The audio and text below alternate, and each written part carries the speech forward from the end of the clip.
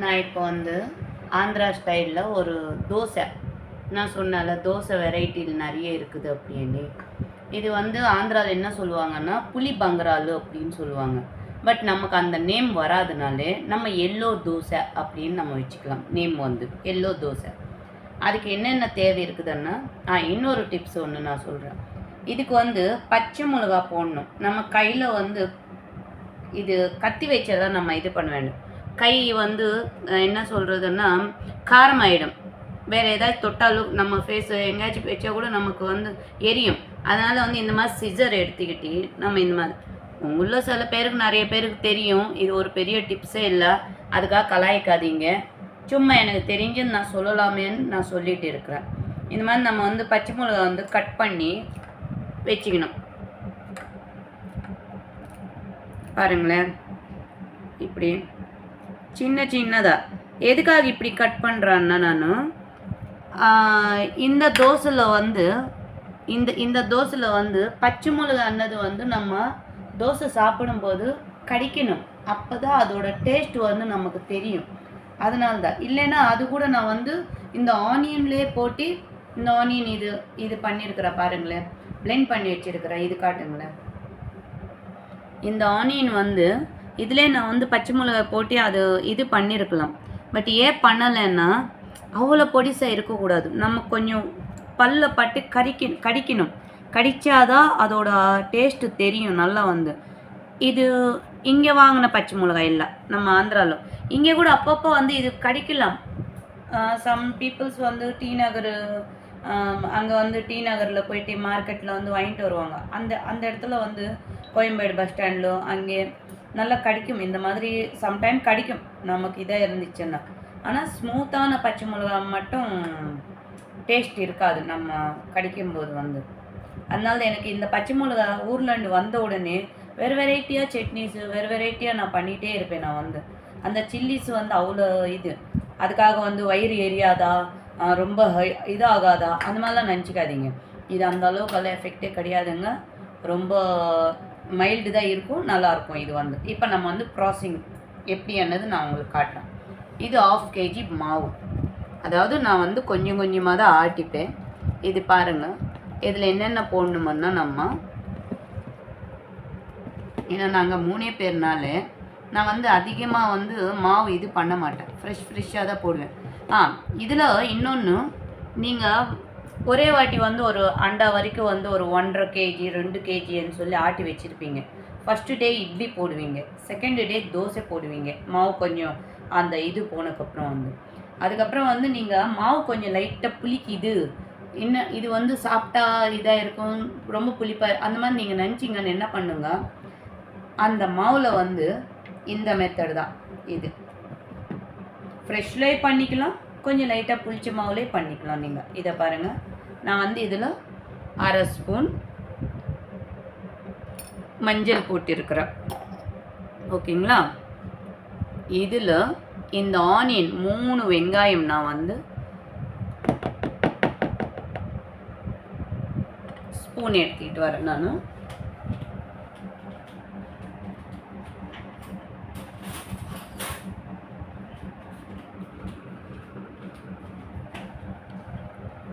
Three onion, அதாவது small இல்லை big size இல்லை. பிக் சைஸ்ன்னா 1.5 ஆனியன், ஸ்மாலாக இருந்துச்சுன்னா 3 2. உங்களுக்கு எவ்வளோ ஆனியன் தேவை இருக்குதோ அவ்வளோ. ரொம்ப அதுக்காக வந்து ஒரே அடியாக வந்து ஆனியனாக போட்டு தாக்காதீங்க, டேஸ்ட்டே இருக்காது. அதுக்கேற்றபடி தான் நம்ம போடணும். பெருமணி ஆனியன் தோசை போட்டு இன்றைக்கி வந்து அது என்ன சொல்கிறதுன்னா கல் தோசை, ஆனியன் தோசை அப்படியெல்லாம் நம்ம வந்து போடுவோம். இந்த மாதிரி போட்டி பாருங்கள், பசங்க எப்படி விரும்பி சாப்பிடுவாங்களோ பாருங்கள். வயசானவங்களுக்கு எல்லாருக்குமே வந்து ஈவினிங்கில் வந்து ஸ்நாக்ஸாக வந்து இது கொடுக்கலாம் நம்ம வந்து. பார்த்தீங்களா எப்படி இது இருக்குது. இப்போ இதில் வந்து 1.5 ஸ்பூன் நான் வந்து ஜீரகம் ரொம்ப நல்லது. பெரியவங்களுக்கு, குழந்தைங்களுக்கு, வயிறுக்கு ரொம்ப நல்லது இது வந்து. ஜீரகம் போட்டுட்டா, கரைப்புளி கட் பண்ணி இதுவும் நான் போடுறேன் இதில். அப்புறம் வந்து கொத்தமல்லி, இது கொஞ்சம். கேரட்டு கூட நீங்கள் போட்டுக்கலாம், வேணும்னா கேரட்டு கூட போட்டுக்கலாம், நல்லாயிருக்கும். பச்சை மிளகா, ஒரு 5 பச்சை மிளகா. ஏன்னா நாங்கள் சாப்பிடுவோம். நீங்கள் உங்களுக்கு விருப்பம், ஆனால் கம்பல்சரி பச்சை மிளகா போட்டு தான் ஆகணும். அப்போ தான் டேஸ்ட் இருக்கும். நீங்கள் சட்னி தொட்டிக்கிட்டாலும் இல்லாட்டாலே பச்சை மிளகா மட்டும் இருக்கணும் இதுக்கு.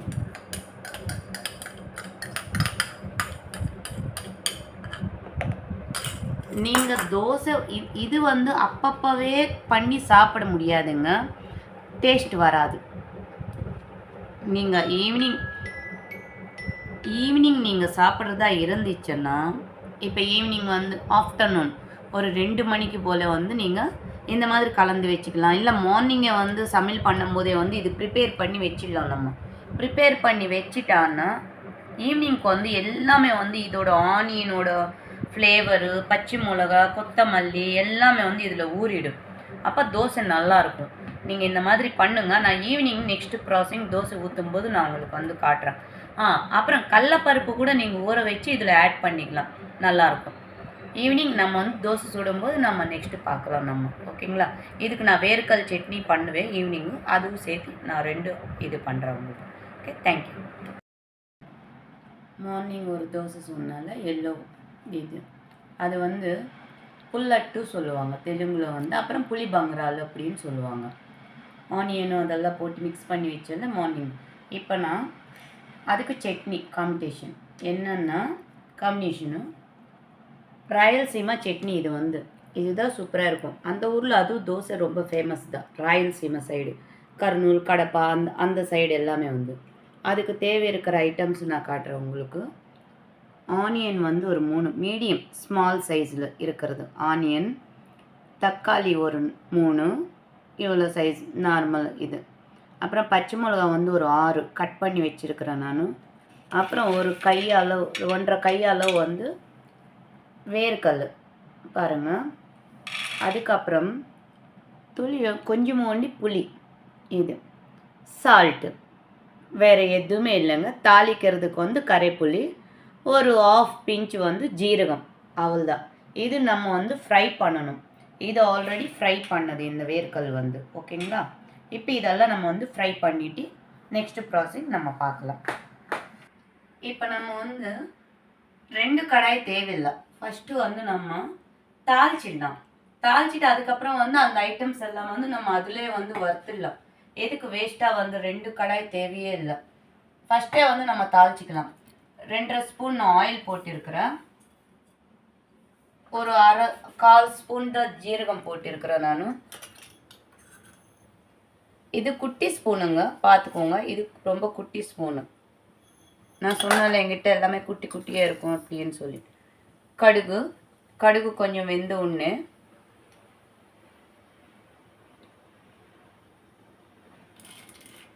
உளுந்து கொஞ்சம் போட்டுக்கலாம்.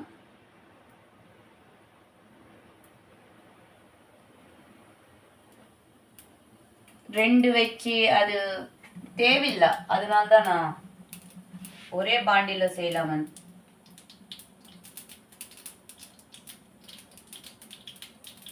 அது கொஞ்சம் பொன்னீர் கொஞ்சம் கோல்டன் கலர் வந்த உடனே நம்ம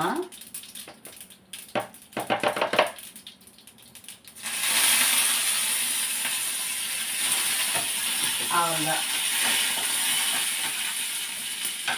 இந்த தாளிச்சாலே என்னன்னா இந்திரம் அப்படியே வந்து கொஞ்சம் வண்டி பெருங்காயம். நான் பெருங்காயம் எல்லாம் பண்ண மாட்டேங்க. கரைப்புளி இருக்கணும், எனக்கு பெருங்காயமே இருக்கணும். நம்ம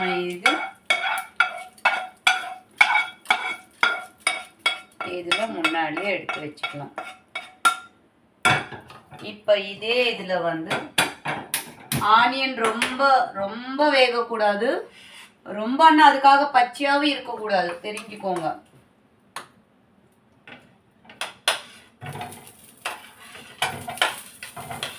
ரொம்ப அப்படியே வந்து கொலான்னு வேகக்கூடாது. நான் அதோட வந்து பச்சை மிளகாய் சேர்த்துடுறேன். நான் இதுக்கு ஒரு துளி அளவு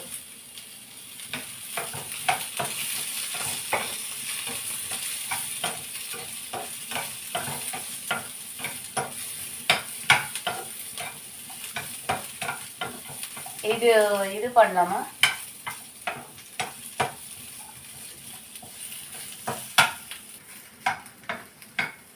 இப்போ பாருங்க, நல்லா இந்த மெத்தடில் தான் நம்ம வந்து ஃப்ரை பண்ணணும். ஃபுல்லாக ஃப்ரை பண்ணக்கூடாது. நம்ம இந்த ஸ்டேஜ் பார்த்தீங்களா, அதோட ஒன்று ஒன்றா பிரிஞ்சு வந்துருக்குது. இது போதும். அதிகமாக வந்து இது ஃப்ரை பண்ணக்கூடாது. கொலான்னு இருக்கக்கூடாதுங்க. ஏன்னா இது வந்து நான் ஃபுல்லாக வந்து மிக்ஸி ஆட்ட மாட்டேன். லைட்டாக வந்து ஆனியனும் வந்து வாய்ட் பண்ணணும், அப்புறம் பச்சை மிளகாய் இது தெரியணும். இப்போ நம்ம இதை எடுத்து மிக்ஸி ஜாரில் போட்டுடலாம். நான் ஜாரில் தான் போடுறேங்க. நான் எடுத்து போய் அப்படியே ஃபேன் கீழே வச்சிடுவேன். உடனே ஹீட்டில் வந்து நான் பண்ண மாட்டேன். இப்போ இந்த இதில் வந்து அது கூட அப்படி ஜாரில் வைக்கக்கூடாது. பட் நான் இப்போ உங்களுக்கு காட்டுறதுக்காக நான் அதிலே போடுறேன். நம்ம ஒரு பவுலில் தான் எடுத்து வச்சுக்கணும். இப்போ இது வந்து ஸ்லிம்மில் அப்படியே வந்து மூடி போட்டு இது மட்டும் நல்லா வேகட்டும். தக்காளி வந்து இல்லைன்னா பச்சை ஸ்மெல்லு வரும். இது நல்லா வேகட்டும் நமக்கு வந்து. ஓகே, வெயிட் பண்ணுவோம் நம்ம. இதுக்கு இதில் இந்த புளி போடுறேன் நான். இது போட்டுட்டு 2 ஸ்பூனு உப்பு, 2 ஸ்பூன் உப்பு போட்டிருக்கிறேன். கொஞ்சோண்டி ஒரு துளி அளவுக்கு தான் ஜீரகம் போடுறேன் நான். இதில் வேறு எது போட வேண்டிய தேவையில்லை. அதிலே வந்து பீனட்டு நான் போட்டிக்கிறேன் பாருங்க.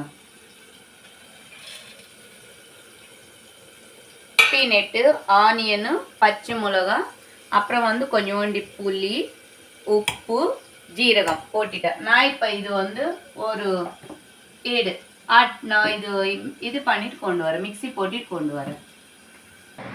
இப்போ நம்ம டமோட்டோ வெந்திருக்கும். நம்ம இப்போ பார்ப்போம். பார்த்தீங்களா, இந்த மெத்தடில் நம்ம இது நல்லா வெந்திச்சு. இது வெந்திச்சுல இதுலேயே வந்து நம்ம கரைப்புளி கொத்தமல்லி ஒரு இது கரைப்புளி நம்ம போட்டுக்கலாம். பார்த்தீங்களா, இது அப்படியே வந்து ஃபேன் கீழே வந்து நம்ம வச்சுக்கலாம். இது கொஞ்சம் ஆறட்டும். இது நம்ம கொஞ்சம் நேரம் ஃபேன் கீழே வந்து நான் வச்சிடுறேன். இது இப்போ மார்னிங் வந்து நம்ம எல்லாம் கலந்து மிக்ஸ் பண்ணி வச்சுருக்கிறோம்ல. உங்களுக்கு தேவைன்னா நீங்கள் கேரட்டு, பீட்ரூட் கூட போட்டுக்கலாம். பட் பீட்ரூட் போட்டால் இந்த எல்லோஸ் போய் அது வந்து ஒரு மாதிரி ரெட்டு பிங்க் கலரில் வரும். அது வேறு டேஸ்ட் ஆகிடும். அதனால நீங்கள் வந்து இதில் கேரட்டு, டமோட்டோ கூட போட்டுக்கலாம். இதுக்கு வேறு எதுவுமே தேவையில்லை. நீங்கள் வந்து தொட்டுக்கிறதுக்கு தேவையே இல்லை. அவ்வளோ நல்லாயிருக்கும் இது வந்து. இப்போ நான் பாருங்கள், இது நான் இப்போ தோசை. இது வந்து சில ஊரில் வந்து புளிபங்கராலுன்னு சொல்லுவாங்க. அந்த காலத்து ஓல்டு அவங்க வந்து. அதே ராயலசீமாவில் அதாவது குண்டூர் சைடு அந்த மாதிரி இருக்கும்போது புல்லட்டு சொல்லுவாங்க. ராயலசீமாவில் வந்து என்ன சொல்லுவாங்க? ராயலசீமாவில் ஆனியன் அது எனக்கு ஸ்டக்மன் வரல. நான் சொல்கிறேன், ஒவ்வொரு ஊரில் ஒவ்வொரு மாதிரி. இதுல வந்து நம்ம குழிப்பணியாரம் கூட சுடலாங்க. குந்த பொங்கனாலு அந்த மாதிரி சொல்லலாம். இதுலயே வந்து நம்ம அந்த குழிப்பணியாரம் கூட சுடலாம். அது நான் ஒரு நாள் காட்டுறேன்.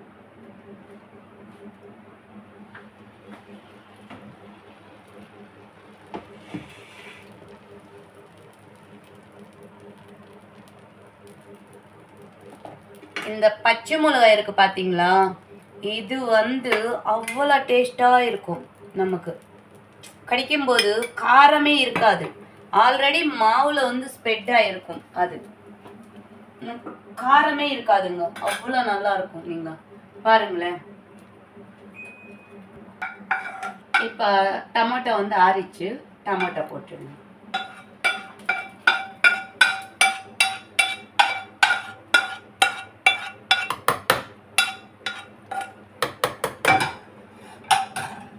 இது மிக்ஸி போட்டுக்கலாம். நம்ம இது தாளிக்கணும்னு தேவையில்லை.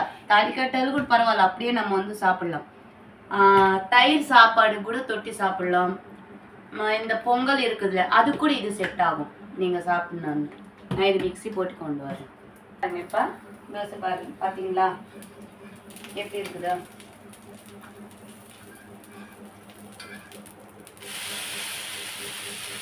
இந்த மாதிரி இதா இது ஒரு வாட்டி பண்ணுங்களே. ஏன்னா அப்பப்போ வந்து ஆனியன் மிக்ஸ் பண்ணி அப்பப்போவே வந்து பச்சை மிளகாய் கட் பண்ணி அப்படி போடாதீங்க. முன்னாடியே மார்னிங்கு இல்லை ஆஃப்டர்நூனும் மினிமம் வந்து ஒரு த்ரீ ஹவர்ஸ் ஆச்சு அதில் ஊறணும் மாவில் வந்து. அப்போ தான் நல்லா இருக்கும் அதோட இது வந்து தோசை வந்து.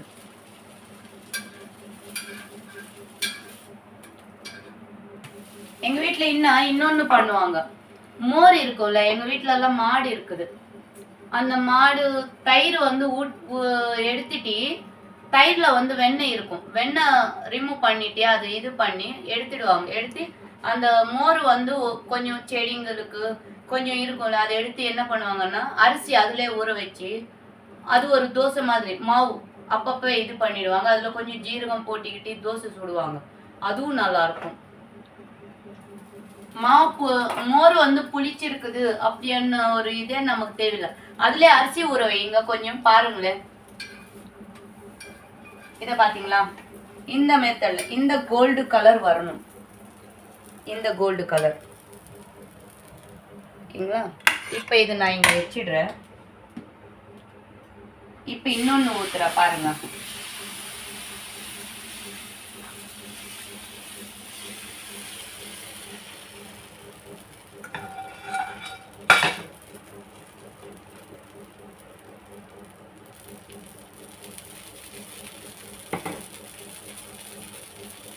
ஈவினிங் டைம்ல வயசானவங்க என்ன சாப்பிடலாம் அப்படின்னு யோசனைல இருப்பாங்கல்ல, என்ன கொடுக்கலாம். டிஃபின் ஆயிடுச்சு, அவங்க 7 மணிக்குள்ள சாப்பிடணும்னு சொல்லுவாங்க. அதுவே நீங்க வந்து இது 5 மணிக்கு நீங்க கொடுத்தீங்கன்னா ஹெல்த்தி ஃபுட் நல்லா இருக்கும். அந்த கேரட் அந்த மாதிரிலாம் போடுவீங்களா, அதெல்லாம் ரொம்ப நல்லது, அவங்களுக்கு கொடுக்கலாம் நீங்க வந்து.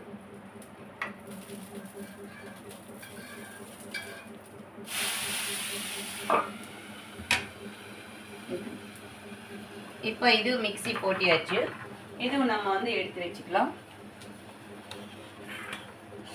பார்த்தீங்களா? நீங்கள் பாருங்களேன், இந்த ஆனியன் அன்னது தெரியுதுங்களா? இது ஊறிச்சுன்னா நாளைக்கு சாப்பிடும்போது இன்னும் அவ்வளோ டேஸ்ட்டாக இருக்கும். நம்ம மவுத்தில் படும்போது அவ்வளோ டேஸ்ட்டாக இருக்கும் அந்த ஆனியன் வந்து. இது ரைஸில் கூட கலந்து சாப்பிட்லாங்க நீங்கள். அங்கங்கே ஒரு ஆனியன் வந்து தெரியணும்.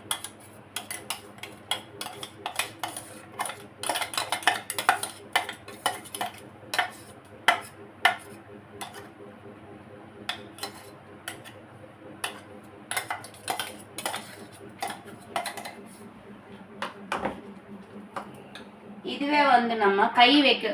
இன்னொரு விஷயங்க, ஆனியனும் பீனட் இருக்கிறதுனால நீங்க 1 செகண்ட் இதாகும். பீனட்டு ஆனியன் இருக்கிறதுனால பாத்தீங்களா, இது பாருங்களேன் எவ்வளோ.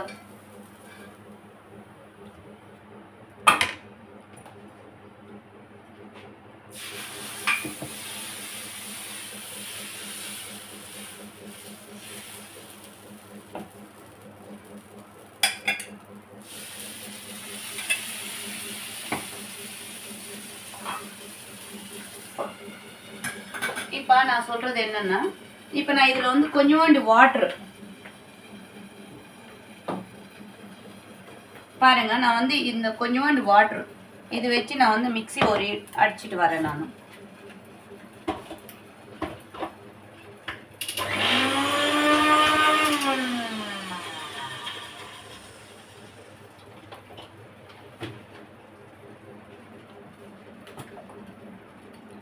பாருங்க, இது ஏன்னா நம்ம இந்த பீனட் சட்னி ஆனியன் வந்து சுத்தமாக கையே படக்கூடாதுங்க. நம்ம கை வந்து படவே கூடாது இதில் வந்து. அப்புறம் ஃப்ரிட்ஜில் எடுத்து வச்சுக்கணும் நம்ம. ஏன்னா ஆனியனும் பீனட்டன்னா கண்டிப்பாக வந்து வெளியில் இருந்துச்சுன்னு இதாகும். கண்டிப்பாக நீங்கள் இந்த சட்னி மட்டும் பண்ணி பாருங்கள். ரைஸில் இதுவே வந்து கொஞ்சம் லூஸாகவும் பண்ணுவாங்க. தண்ணி வந்து கொஞ்சம் நிறைய ஊற்றிட்டு ரைஸ்லேயே கலந்து கூட சாப்பிடலாம், இப்படி கூட கலந்து சாப்பிடலாம். கை மட்டும் வைக்காதீங்க தயவு செஞ்சு, ஏன்னா உடனே இதாயிடும். இது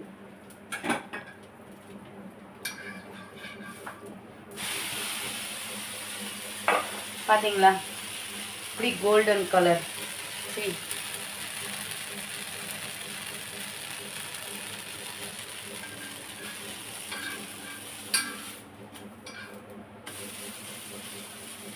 பார்த்தீங்களா?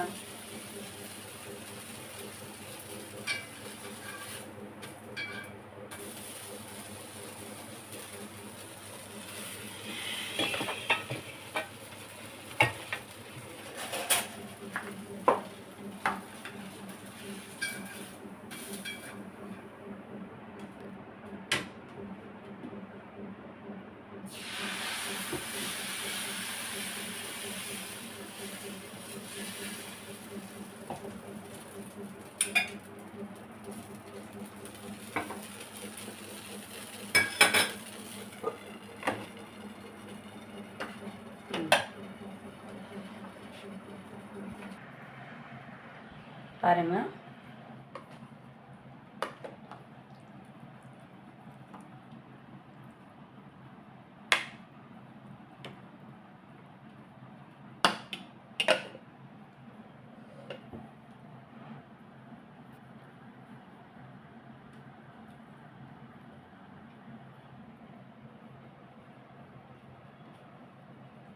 சூப்பராக இருக்குது. நான் செஞ்சதுனால எனக்கே சூப்பராக இருக்குது அப்படின்னு சொல்கிறேன்னு நினச்சிக்காதீங்க. கண்டிப்பாக சொல்கிறேன். நீங்கள் வந்து இந்த மாதிரி பண்ணி சாப்பிட்டு பாருங்கள். ஆனியன் மட்டும் ரொம்ப வேக வைக்காதீங்க, ஓகேங்களா? நம்ம கச்சா முச்சான்னு இருக்கும். வேக வச்சது கூட அரைகுறையாக தான் வேக வைக்கணும், ஃபுல்லாக வேக வைக்கக்கூடாது. அதே மாதிரி ஆனியன் வந்து இது கடிக்கிற மாதிரி இருக்கணும், அந்த மெத்தடில். ஓகே, நீங்களும் சாப்பிட்டு லைக் பண்ணுங்கள், ஷேர் பண்ணுங்கள், சப்ஸ்கிரைப் பண்ணுங்கள். மெயினாக வந்து அதுக்கப்புறம் வந்து கமெண்ட்ஸ் அடித்தா நல்லதாக அடிங்க. இன்னும் நான் இம்ப்ரூவ்மெண்ட் பண்ணிக்கிறேன். ஓகே.